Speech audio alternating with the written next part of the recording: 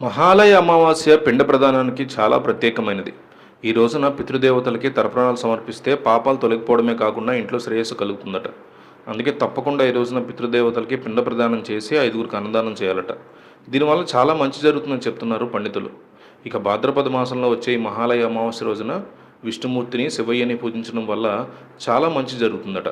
అంతేకాకుండా ఈ రోజున ప్రతి ఒక్కరూ తెల్లవారుజామున నిద్రలేచి నదికి వెళ్ళి స్నానాన్ని ఆచరించి పూజ చేయడం చాలా శుభప్రదం అని చెప్తున్నారు.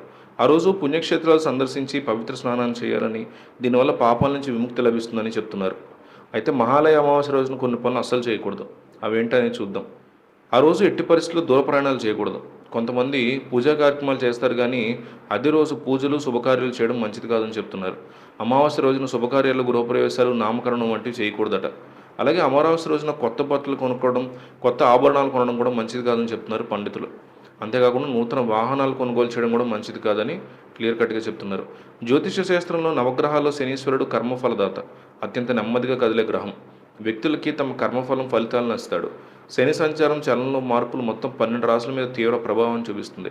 దీపావళికి ముందు అక్టోబర్ 3, 2025న శనీశ్వరుడు తన సంచారంలో ముఖ్యమైన మార్పులు చేస్తున్నాడు. శాస్త్రంలో శనీశ్వరుడు న్యాయదేవుడు, కర్మప్రదాత అని పిలుస్తారు. ఈ సంచారం వల్ల ఈ సంవత్సరం దీపావళికి ముందు ఒక పెద్ద మార్పు జరగబోతోందని జ్యోతిష్య శాస్త్రం చెప్తోంది.